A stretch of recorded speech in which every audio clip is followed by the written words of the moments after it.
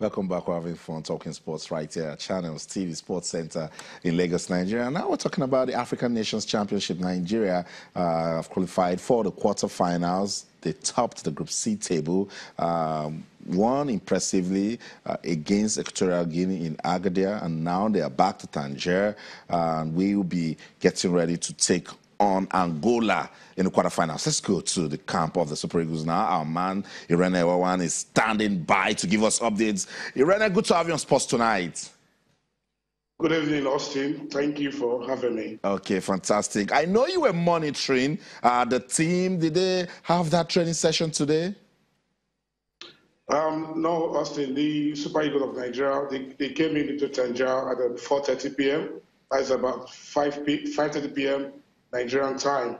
And before they came in, there was a scheduled training section for 7 p.m. and that's about 8 p.m. Nigerian time. And so we were there at the Grand Stadium, the practice pitch of the Grand Stadium. That's the Grand Stadium is where the Super Eagles will play Angola on Sunday. And we were about there 40 minutes before the scheduled time for the training. And about 10, 15 minutes to 7 p.m. when the team was scheduled to start training, I got a text from the media officer of the Super Eagles that the training has been cancelled. No reason was given. No. Okay, but tell us, words flying around camp, what are you hearing? Yeah, from Philas, from camp, the players at camp. But, you know, I think what I'm thinking, because there was a light rain at about 6:30 p.m. So I don't really know, and it's freezing. I don't know if I can use freezing cold.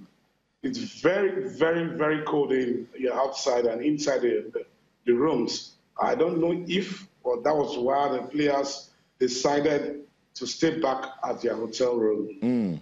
Irene, you spoke to some of the players at the time they were about to leave Agadir. Tell me, are they fired up for this quarterfinal match against Angola?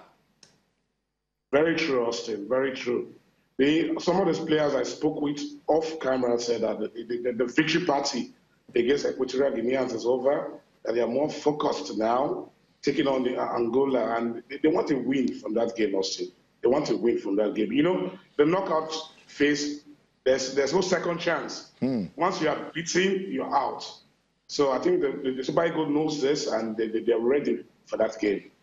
With what you've heard about the Angolans and what you've seen of them on TV, do you have any worry for the Super Eagles? Interestingly, Austin, the Angolans, they're also in town, you know. But I'm trying to get the schedule from the CAF, the organizers, to also know the time the team will be training. I also want to have a feel, of what's going on in the camp of the Angolans. And I'm also anxious to see what they have to offer against the Super Eagles. If you're Coach Salisu Yusuf, will you go with the same team that defeated Equatorial Guinea? Why not, Austin? Why not? The teams, they were at their best at that game. If I was Coach Salisu Yusuf, I'll stick with the same lineup and the same set of players he used for that game against Equatorial Guinea. 3-1 is not a joke, Austin. It was a good show of football. Irene, I must say thank you so much for your time. Go grab yourself a cup of coffee. We'll talk to you tomorrow. Thank you. It's really cold, Austin. I'll do that now. That's our man, Irene, right there. Try to deal with the tension of supporting the Super Eagles of Nigeria and also defeat the code right there in Morocco. But the feelers are good. The feelers are good. I also think the Super Eagles have the quality to get past the quarterfinal stage. Yeah, I do. I just can't get it off my mind how everyone has been complaining about the cold. I know, right? Yeah. But it's good. Maybe that's why the players are not training today, though. Maybe that's why they didn't train, because they're like, man, I come from Kano, I come from... You know, you could tell that. You could tell that they're now...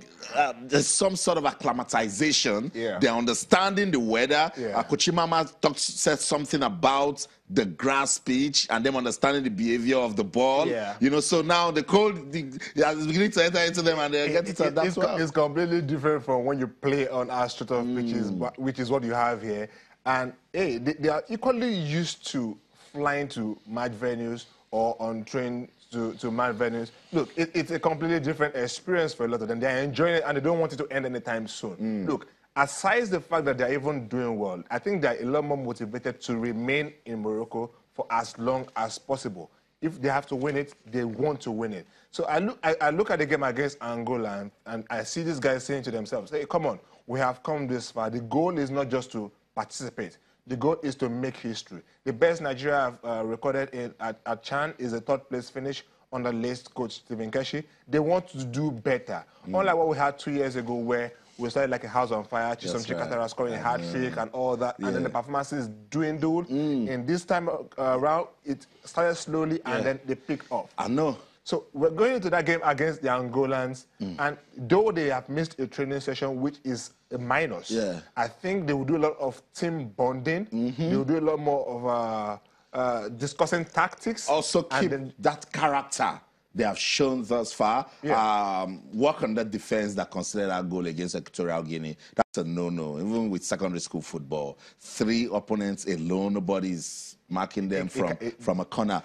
So look, I think the problem is maybe Nigerian football fans are putting so much pressure on this team because 1, we're calling them the Super Eagles. 2, when you wear those national colors and step out, they expect you to win.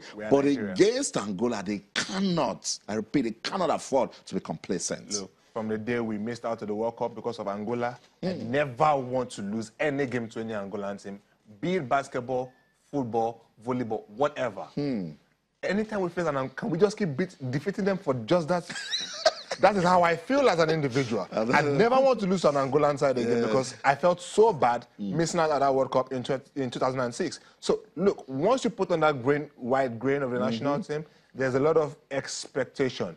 So long Nigerians know that there is a tournament and Nigeria is there, we don't want to know. A lot of people really do not want to know how prepared you are.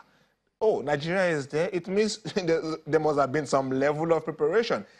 Because we know better, we know that the level of preparation at times are not good enough. But people do not care about that. They want results. And when people want results, you have to give it to them. That's right. If you do not give them results, if you complain, no one cares about the complaint anyway. And besides, you're doing yourself a whole lot of good. So I think, aside the fact that the NFF needs to do everything in their place to give these guys the best preparation, the players equally know that a lot of Nigerians are waiting. The eyes of everyone is on them. Look, Anthony Putu was struggling before that goal against Equatorial Guinea, and I had a lot of people saying, is this not the guy who finished as top scorer in the league last year? So why can't he score a goal? And then just at the moment when everyone was heaping a lot of pressure on him and Nigeria down by a goal, he got that diving header, put Nigeria back in the game. So a lot of people are watching now. Personal ambition also. They know that clubs are also watching. They want something good for their career. With Sunday Fala, he needed to take those chances. And he did. And when it actually mattered most, gave Nigeria the first victory. Dio Joe, if fine, we look at himself now and say, look, I need to up the game. Rabi Ali has ever been a stallion, and that's what he has been doing. So I like the fact that competition is now coming into the team, and then they understand that, look, Nigeria is too big for a country not to have won this competition. Sincerely, Austin, and I equally feel the players there feel, oh, we may never be able to participate in the proper AFCON, but this is our own AFCON. That's right. And let's give it our best shot. And that's exactly what we are getting at the moment. The players are not out there playing like, oh, okay, it's just one of those low-grade tournaments set up. No, I do not think that is how they're taking each game or this tournament as a whole. They are there giving in their best. And the presence of Coach Gennaro Raw at some point equally must have motivated them to feel, oh, easier to watch one or two of us do one or two things and let's see what can happen. However, maybe we're not expecting any of them to make it to the World Cup in summer, but hey, never say never. You never can tell what can happen. However, I equally feel that the kind of goal that Ojo scored is a good marketing value for the Nigerian Professional Football League. We are still reeling from Sikri Olatubosun's fantastic goal last year, and that Ojo has scored another cracker. It tells you that these guys are not taking anything for granted, really. They are selling the league as best as they can and equally selling themselves. I like that.